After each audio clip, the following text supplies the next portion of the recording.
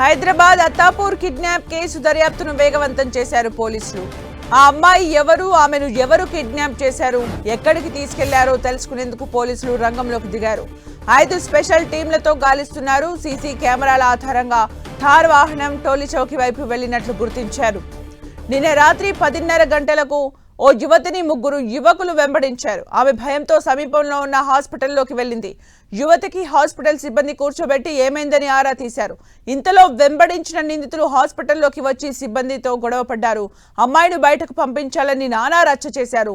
యువతిని బలవంతంగా థార్ వాహనంలో ఎక్కించుకుని తీసుకెళ్లారు. యువతి హాస్పిటల్లోకి వచ్చే ముందు సూపర్ మార్కెట్కు వెళ్లి వాటర్ బాటిల్, స్నాక్స్ కొన్నట్లు గుర్తించారు. ఆ సమయంలో యువతి ఆన్లైన్ పేమెంట్ చేసింది. ఆ పేమెంట్ ఆధారంగా నెంబర్ ట్రేస్ చేసేందుకు ప్రయత్నిస్తున్నారు పోలీసులు. హాస్పిటల్ సిబ్బంది ఇచ్చిన ఫిర్యాదు ఆధారంగా పోలీసులు దర్యాప్తు చేస్తున్నారు.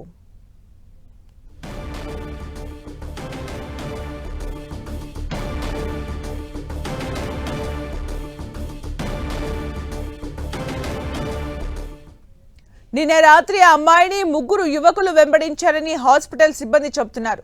తనను కాపాడాలని హాస్పిటల్ సిబ్బందిని వేడుకున్నట్లు చెబుతున్నారు. తమతో గొడవపడి ఆ అమ్మాయిని బలవంతంగా యువకులు తీసుకెళ్లారని చెబుతున్నారు.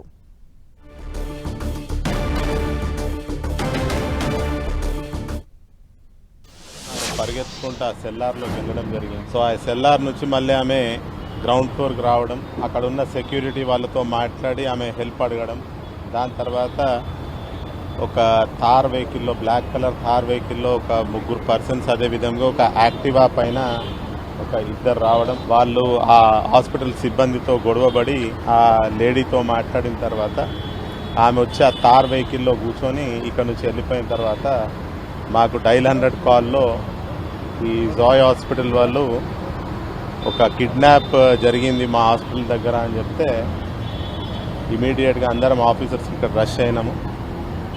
ఆ జాయ్ హాస్పిటల్లో ఉన్న సూపర్వైజర్తోనే కంప్లైంట్ తీసుకొని కేసు కూడా రిజిస్టర్ చేసి ఇన్వెస్టిగేషన్ మేము స్టార్ట్ చేసాం. బలవంతంగా యువకులు తీసుకెళ్లారని చెబుతున్న హాస్పిటల్ సిబ్బందితో మా ప్రతినిధి కిరణ్ ఫేస్ టు ఫేస్.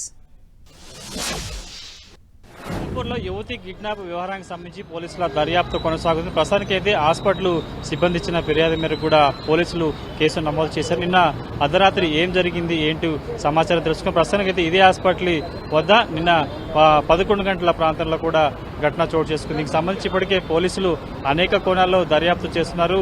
పూర్తి స్థాయిలో ఈ చుట్టుపక్కల ఉన్న సీసీటీవీ ఫుటేజ్ను కూడా పరిశీలించే ప్రయత్నం చేస్తారు. కానీ ఎక్కడా కూడా ఆ యువతిని అపహరించేందుకు వినియోగించిన వెహికల్ నెంబర్ కావచ్చు, ఆ తర్వాత ఇంకొక 2 వీలర్ సంబంధించిన వెహికల్ సంబంధించి ఎలాంటి నెంబర్ లేకపోవడంతో కేవలం ఒక సీసీటీవీ ఫుటేజ్ ఆధారం కూడా ఎన్టీఆర్ దర్యాప్తు కొనసాగుతుంది. ఎక్కడైతే నిన్న యువతి కిడ్నాప్ అయిందో ఆ హాస్పిటల్ సంబంధించిన సిబ్బందులు ఎన్ని గంటల ప్రాంతంలో ఆ యువతి మీ హాస్పిటల్లోకి ప్రవేశించింది, ఏం జరిగింది?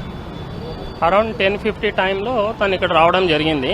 తను ఎక్కడి నుంచి వచ్చిందో మాకు తెలియదు. అనుకోకుండా తను మా ప్రిమిసెస్లోకి ఎంటర్ అయ్యి ఉండడంతో మా సెక్యూరిటీ సిబ్బంది కానీ మా నైట్ డ్యూటీలో ఉన్న సిబ్బంది తనకు ఐడెంటిఫై చేశారు. అంటే ఎమర్జెన్సీ ఏరియాలో వచ్చింది కాబట్టి ఫస్ట్ ఎవరైనా మేము ఎమర్జెన్సీ ట్రీట్మెంట్కి వచ్చారేమో అనుకుంటాము.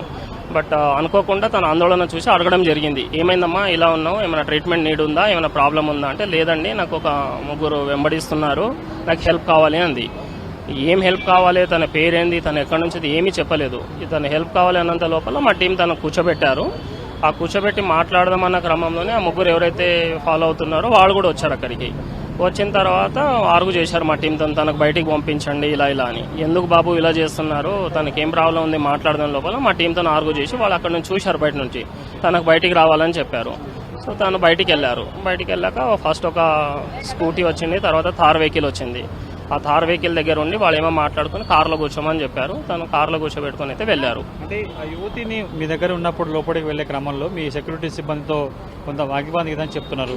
ఆ తర్వాత నేరుగా యువతి థార్ వెహికల్ ఎక్కిందా, లేకపోతే యువతి మీద బలవంతం చేశారా 3 యువకులు ఏమన్నా? యాజ్ పర్ సీసీటీవీ అయితే మాకు అట్లా కనబడలేదు. బట్ అది బలవంతమా ఇంకోటి అని నేను కామెంట్ చేయలేను కదా సార్. తను హెల్ప్ అడిగిందంటే ఏ రకమైన హెల్ప్ అనే క్లారిటీ మాకు లేదు. తను ఎవరో తెలియదు.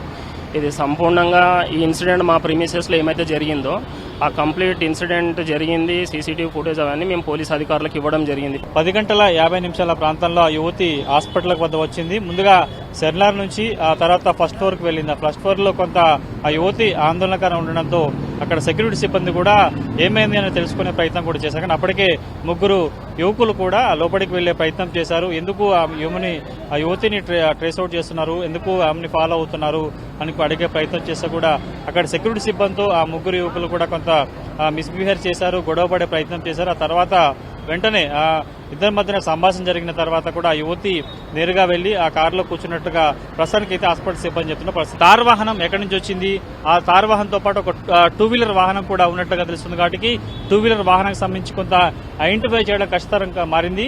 కారు వాహనానికి సంబంధించి ఎలాంటి నెంబర్ ప్లేట్ లేకపోవడంతో ప్రస్తుతానికైతే ట్రేస్ అవుట్ చేస్తున్నారు. ముఖ్యంగా హాస్పిటల్ సిబ్బంది ఇచ్చిన ఫిర్యాదు మేరకు కేసు నమోదు చేస్తున్నారు. ఇప్పటికే నేరుగా అర్ధరాత్రి నుంచి పోలీసులు అనేక కోణాల్లో దర్యాప్తు చేస్తున్నారు. నేరుగా రాజనగర్ డీసీపీ శ్రీనివాసు ఘటనా స్థలానికి చేరుకున్నారు. హాస్పిటల్ సిబ్బందితో మాట్లాడే ప్రయత్నం చేశారు. అక్కడ సీసీటీవీ ఫుటేజ్ను కూడా పరిశీలించిన తర్వాత ప్రస్తుతానికైతే ప్రత్యేక బృందాలను ఏర్పాటు చేశారు. ఈ ప్రాంతం నుంచి అత్తాపూర్ సర్కిల్ నుంచి కూడా ఆమె టౌల్ చౌకీ ప్రాంతం వెళ్ళినట్టుగా కొంత సమాచారం ఉంది. కాబట్టి అన్ని కోణాల్లో దర్యాప్తు చేస్తున్నారు. చుట్టుపక్కల సంబంధించిన పిఎస్లను కూడా అలర్ట్ చేసిన పరిస్థితి కనిపిస్తుంది. పూర్తి స్థాయిలో కొంత అనుమానాస్పదంగా ఉంది. యువతి పేరు తెలియదు, కారు నెంబర్ తెలియదు. కానీ ఏ విధంగా దర్యాప్తు సాగుతున్నది కూడా కొంత చూడాల్సి ఉంటుంది. ప్రస్తుతం పృథ్వీతో కలిసి కిరణ్, ఎన్టీవీ, హైదరాబాద్.